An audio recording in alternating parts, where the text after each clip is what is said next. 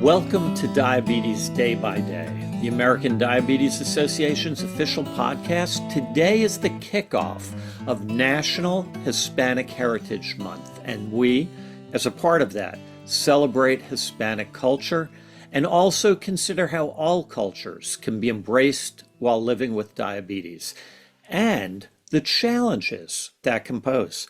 Diabetes is prevalent in Hispanic individuals. According to the Centers for Disease Control, Hispanic adults are 70% more likely to be diagnosed with diabetes compared to non-Hispanic adults. Today, we're going to discuss a focus on nutrition and practical ways that cultures can be embraced through food and community traditions. I'm Dr. Neil Skolnik, Professor of Family and Community Medicine in the Sidney Kimmel Medical College of Thomas Jefferson University, and joining me is my co-host. I'm Dr. Sara Wettergreen, an assistant professor at the University of Colorado Skaggs School of Pharmacy and an ambulatory care clinical pharmacist. We have the privilege of bringing together two excellent guests to share their expertise with us today. The first is Stacey Krawczyk, who is Director of Nutrition and Wellness at the American Diabetes Association. She is a registered dietitian and has over 3 decades of experience. Welcome, Stacey. Thank you, Neil and Sarah. It's great to be here. And we have Marina Chaparro, who is joining us again after just having such a great contribution to a previous podcast. We had to invite her back. And Marina is a nationally recognized bilingual registered dietitian, diabetes educator, and spokesperson. She is a certified diabetes educator and founder of Nutrichicos, a bilingual nutrition practice specializing in children and family nutrition. Welcome, Marina. It is absolutely a pleasure being here because I am Latina, I am a diabetes educator, but I also live with type 1 diabetes. So I'm so excited to be here today. I'm really excited that you are too, because I still remember the podcast we did almost a year ago now. Let's start with some foundational information to level set for all our listeners about nutrition and diabetes. Stacey, what are the key elements of nutrition recommendations for people living with diabetes? Well, first of all, at the ADA, we look for ways to meet people, all people with prediabetes and diabetes where they're at, and then help them move along their journey as they build skills. Our nutrition philosophy actually is informed food choices are essential to living well. So as we continue to link the impact of our food choices to co-occurring conditions, we understand more about the impact and the role of healthy choices. In addition, food is more than simply nutrients. It plays a role in our culture, our communities, and our celebrations. It really is also only one aspect that influences our health. That being said, having a solid foundation is really important because everyone eats and they have a personal experience that influences their passion and beliefs about their food. Therefore, we need to focus on the scientific evidence, and we ground our recommendations at the ADA in the standards of care and the Nutrition Consensus Report. So at ADA, one of the accessible tools we use to communicate some of those key elements of nutrition, especially for people with prediabetes and newly diagnosed type 2 diabetes, is the diabetes plate. It's a visual representation of a low carbohydrate meal pattern. It's easy to follow since you're simply filling a 9-inch plate with half from non-starchy veg, a quarter from lean protein, and the remaining quarter from quality carbohydrates like starchy vegetables, legumes, whole grains, fruits, and low-fat dairy. So, Stacey, can you help me with a question that I hear a lot from patients? Because there seems to still be, in fact, this morning, I was at a nursing home where I take care of patients, and written on one of the things was patient ordered for a diabetes diet. Is there such a thing still? You know what? I think because we've had such a journey in our nutrition recommendations over the years, we've understood how we can evolve our practice. And while some people still may refer to that diabetes diet, which really probably in their practitioner mind is more carbohydrate controlled. However, there is no one size fits all. We have really, the nutrition consensus informs us that we have 7 recommended meal patterns that are efficient and effective in people with diabetes. And so that's what we focus now, of trying to make it a little more personalized, because we know that's how it really underpins behavior change. Yeah, and it's so important, and thank you for making that clear because literally still hear that. And it's an important misconception because dietary patterns there are a lot of them. And Marina, that really is such a nice segue into, let me ask you, there's broad choices. How do you work with that to make that culturally appropriate and likable? The most successful quote unquote diet is the one that you're able to do long term. And in order for people to be successful in doing it long term, they need to enjoy it. So I think there's this idea that if you have diabetes, its limit, it needs to be hard, it needs to taste horrible, right? And it needs to be bland. And when you have that philosophy, I mean, the world is going to seem very bleak. You're not going to be very hopeful. So when we change this mentality to say, you have diabetes, and how can you add nutrition, right? How can you add in the nutrients? How can you add in the joy? Because, I mean, let's face it, you have a chronic condition. I live with a chronic condition. I couldn't be successful in my diabetes if I didn't eat food that I enjoy. So I think people are surprised to learn that, I eat tortillas, I eat chocolate, I eat rice. Oh my God, and I have diabetes. How dare I? But I think that's the beauty of it, that there's not one quote unquote diet that's going to work. And not to mention, thanks to technology, individualization is so important because, for example, for me, being type 1, rice, pasta really don't impact my blood sugars that much. I might have some dried cranberries and oh my God, forget it. So that individualization, my diabetes is not the same as your diabetes, right? And so I think individualization is going to be key, but thinking of adding in nutrition, and of course, that needs to include the food that you enjoy. Otherwise, you are making diabetes your enemy, and we need to give it a big hug and say, you're my friend. Like, we're in this together.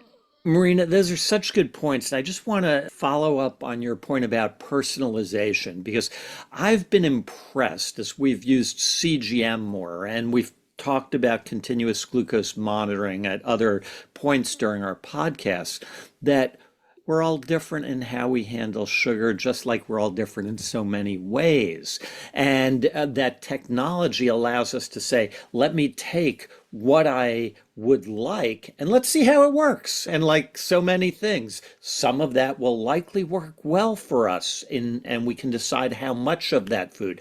And maybe for some of us that chocolate isn't the best idea, but we have the opportunity now to figure that out with a degree of precision that we never used to.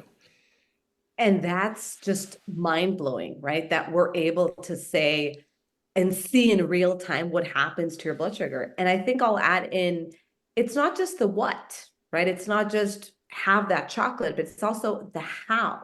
So are you adding in some nuts on the side? Are you doing it with maybe, some peanut butter or some fruit? So it's the what is also very important, but it's also the how, right? When are you giving your insulin? If you're exercising. So it's very complex, but thanks to technology, we're able to bring that evidence down to real life because it's real life. I mean, we all eat, and it's not based on the evidence. It's based on what tastes good, what's convenient, and of course, nutrition. But that's not the primary focus for many individuals, according to research.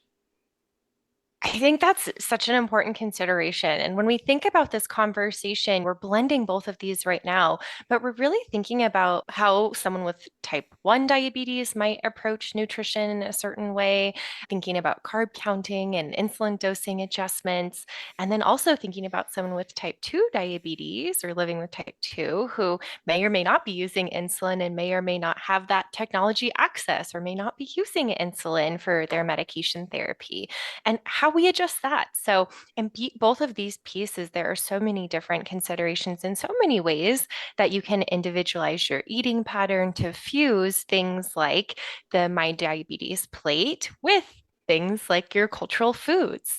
So, thinking from your perspective, Marina, as someone who is Latina and is a diabetes educator, how would you talk with someone who is of Hispanic culture and wants to bring in their Hispanic cultural foods into the My Diabetes plate? What could that look like?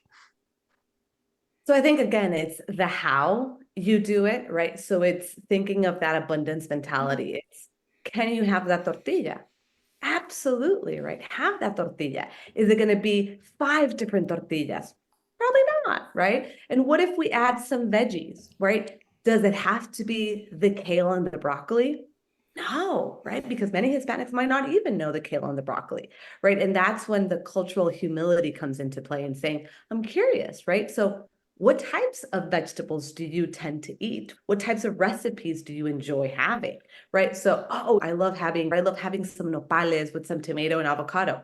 Wonderful. That's going to be half of your plate. The rest is going to be tortilla. And tell me about some of the protein. What do you enjoy?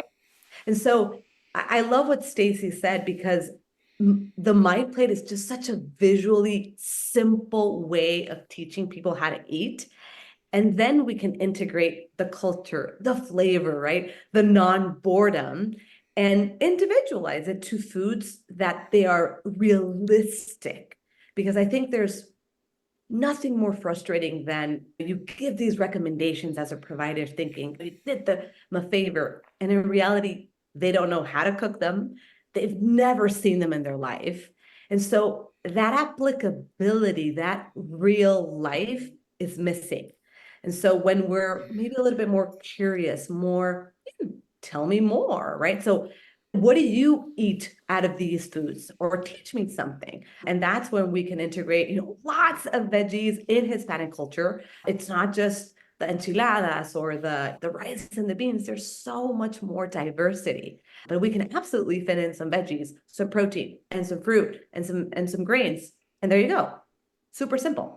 Exactly. Yeah. When I work with different people living with diabetes and from different cultures, I love learning about the types of foods that they're eating and having that curiosity to hear about a food I'm not familiar with, but be able to talk to them about things like the diabetes plate and say, well, I'm not familiar with this. I'm going to go learn more about this type of food you're sharing with me, but where do you think this would fit? What's in it? Is it protein? Is it veggies? Is it carbs? And just being able to even have that background knowledge and use resources from the American Diabetes Association and other organizations to help people see. So, for our listeners, going to those resources to see, I eat this type of food. Where does it fit? Is it non starchy vegetable? Is it a starchy vegetable? I think those are things that can definitely be challenging to sort out. And one last thought, I love what you said there, Sarah, because it's less about prescription, right? Me telling you what to eat, but it's rather a conversation, right? It's rather that rapport that I think as providers is really important. When your doctor were to share something like, oh, I love the way I eat it this way. What about you? It's less as a, let me tell you what you need to do, and more so, let's do it together because we're a team. Exactly. And that's a great point for our listeners to see if you're working with a provider and they're directing you toward particular foods, have that conversation to say, these are more of my cultural foods. How might that fit into things like the diabetes plate? Stacey, I know that when we've talked about the different meal patterns that are there's so many different meal patterns that can fit within a lifestyle of someone living with diabetes. They can also be adapted to different cultures. Hearing things like the Mediterranean eating pattern can also fit in a lot of different cultures. Do you want to share a little bit about your insights there?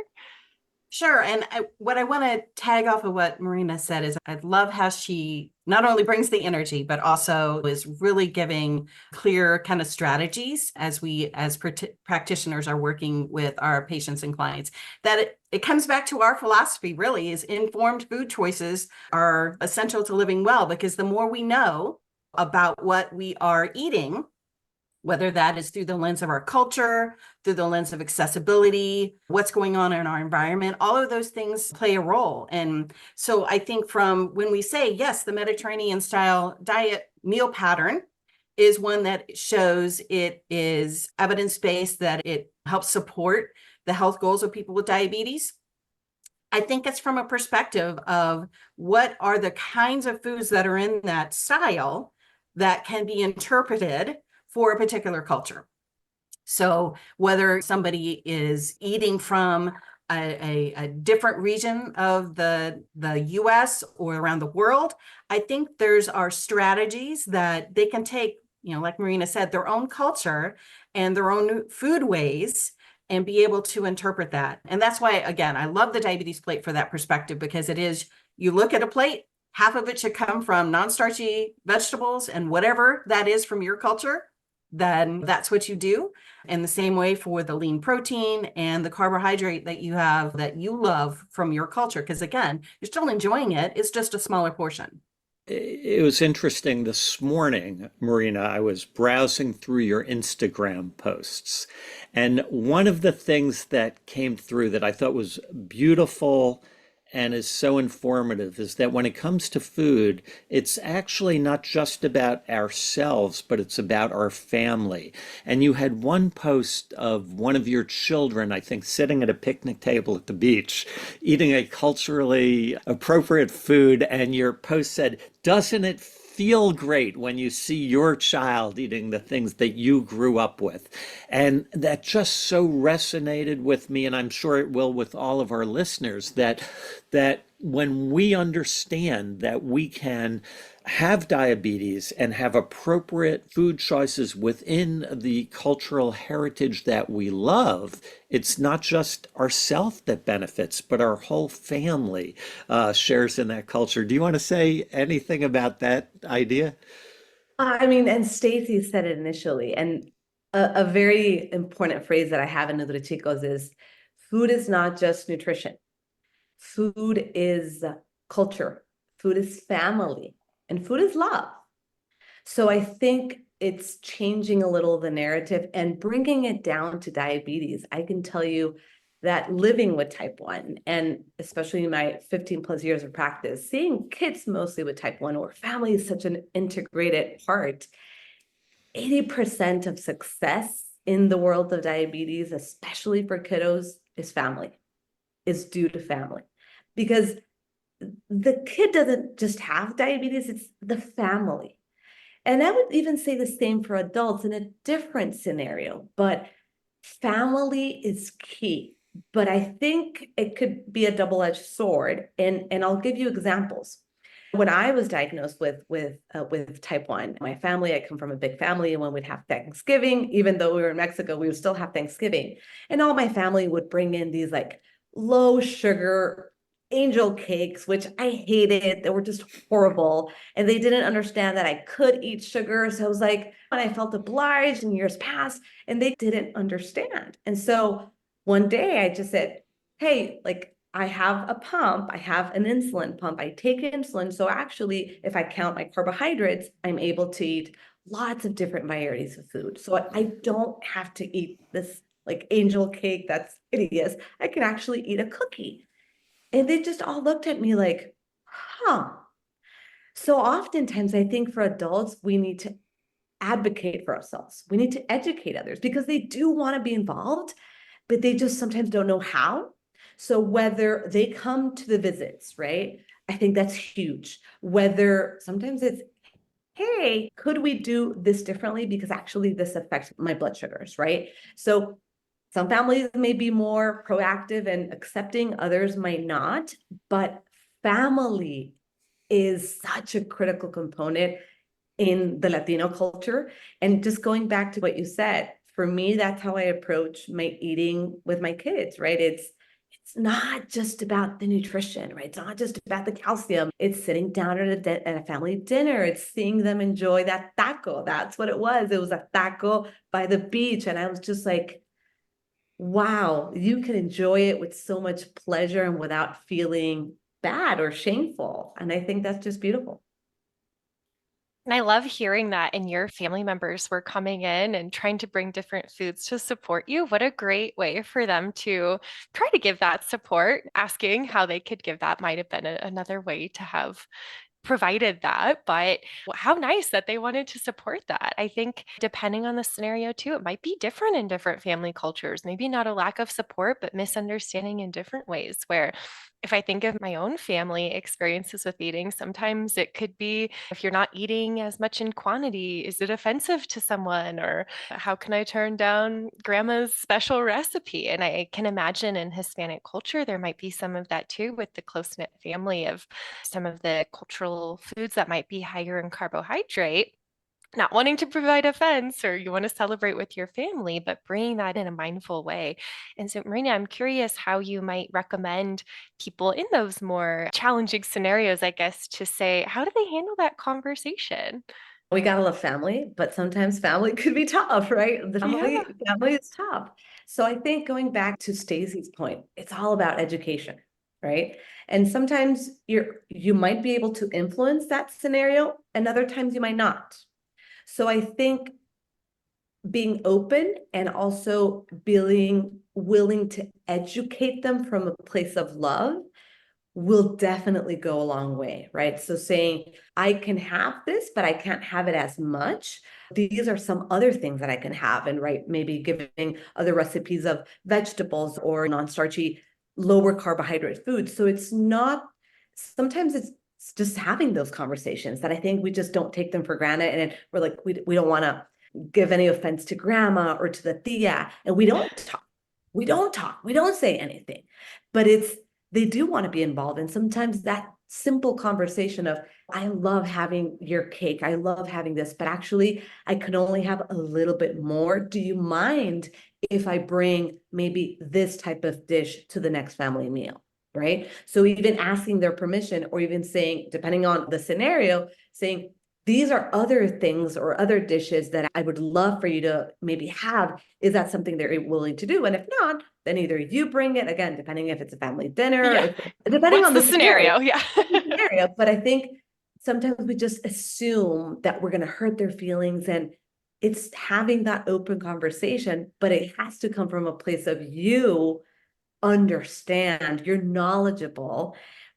And that's, I think, the first step is you being your own advocate, and therefore you can take reins of your own health. But until that happens, that's where we're hoping, I think, we all providers get that other person to that empowerment, that they're able to make their own decisions for themselves, then they can influence the other people around them from a place of love. Exactly. And I feel like that can be an uncomfortable conversation, but it's just like building the muscles. You're building your confidence as you handle different scenarios and provide that education. And ultimately, I imagine a family culture wants to be supportive of every member there and will understand. And that lends me to think about other ways that we can bring in things like resources and education to our family. So I'm even thinking about things like the Diabetes Hub on American Diabetes Association's website, where we can find so many different recipes and different cultures of maybe I want something that's this non-starchy vegetable, and what does that look like for me? Stacey, what are some resources that you might guide listeners to or want to share? Yeah, like you said, we're trying to build out more accessible food guidance on Diabetes Food Hub. Because when we think about healthy swaps, it doesn't mean that you have to give up something, but are there some other ways that you can still get what the flavor is and what you desire out of that particular traditional meal, but yet maybe improve the nutrition a little bit if you want to add it routinely into your meal pattern. If you want to just enjoy it because it's a celebration, then how you be purposeful of how you work that in and balance the rest of your day. And once again, the how, as Marina said, how do you incorporate it? Are you making sure that it's not just a simple carb offering on its own, but that you're adding in some fat, some protein along with it to help, and some fiber. From the perspective of practitioners, I think it's really important for us to, as Marina said, really encourage our patients and our clients to be their own advocate. And sometimes that does take a little bit of effort to help them to understand we can be a partner in helping them find those successful behavior change opportunities with the resources that are out there. Exactly right. And one resources I often use and I'd like to share a little bit about, I have no tie to them. So it's just a resource I found online, but I really appreciate. It comes from the Institute for Family Health. We'll link it in the show notes as well. So you can go directly to that if you'd like. But they take the concept of the plate method, the general plate method, but we've adapted it to diabetes plate method. And they have different images showing how that plate method might look when integrating foods from different cultures, whether you're of Hispanic culture, other cultures. I think they have West African, Southern. I learned a lot about different foods even from exploring those charts. So looking at that, they show how that plate can come together, but they also have different resources on portion sizing of different cultural foods within different categories and how that might fit within that plate. So I learned a lot from myself from using that, but it also might be a good resource for people living with diabetes to reference if they're having some difficulty saying, I don't know, Pales, where does that fit within these categories that we're talking about within the plate?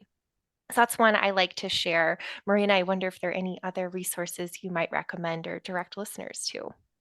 Well, I know there's some carb counting, and there's actually another colleague who's also a registered dietitian and certified diabetes care and education specialist, Lorena Drago, that has different types of book on beyond rice and beans that specifically, if you're focused on carb counting, more Hispanic or, Latino foods, there is books or resources out there. I know the Academy of Nutrition and Dietetics also has some lists that include some culturally relevant foods, especially if you're focused more on the carb counting. Again, not everybody is, but it's also a sense of freedom, right? And you can make those choices. But just simply going back to the family, I still get family members that still tell me you can't eat sugar. I still get that. So I think we can't change everybody. And so I still get that to this day, 20 plus years later. Oh no, you can't eat that because you're diabetic. And I just nod and say, okay. How nice of them to let you know what you can and can't eat. I just, at this point, you can only do so much. But it is helpful to hear that from your perspective because I'm sure you're not alone in that. And across many different cultures, that's something that can continue to occur. So I think it's really helpful for others who might have that experience to hear. Even from a national diabetes expert, you still are instructed on what you might be able to eat as someone living with type 1 diabetes. Oh my goodness. So we're about out of time. This was such a fantastic discussion. So Stacey, your final thoughts for our listeners. Well, I think it's just really important to understand that when we have chronic conditions, regardless of what they are, and here with people with diabetes, it's important to know that you are the one making those choices every single day, and that you're going to be successful and you're going to be strong, especially incorporating things that are through your own culture and community and celebrations. So ask for help if you need it. Ask your healthcare team for recommendations, for strategies that can support those decisions. Marina, your final thoughts. So I would say there's not such thing as one diet meal plan for everybody. And I think if we want to focus on success, we need to add in joy. We need to make it joyful and balanced because, again, we want diabetes to be our friend, not our enemy. And we need to start shifting perspective from how can we add in nutrition, not limit nutrition. That is fantastic. Whenever I listen to you, I leave enthused and inspired. Marina Chaparro, thank you so much for joining us. It was such a joy being here.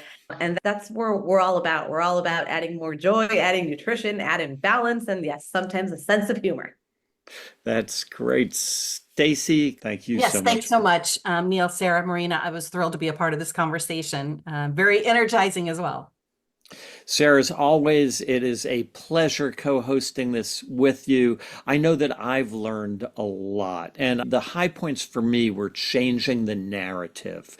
Marina, you talked about changing the narrative with an abundance mentality, using our natural curiosity to learn more about each other, and then to be able to advocate for ourselves. So important. That's what we're about on this podcast, really, is empowering our listeners to be able to advocate for their own needs. I want to thank all our listeners for joining us again, and join us next month as we continue to focus on nutrition by discussing hot topics and commonly asked questions about nutrition and diabetes. For the American Diabetes Association, I'm Dr. Neil Skolnik.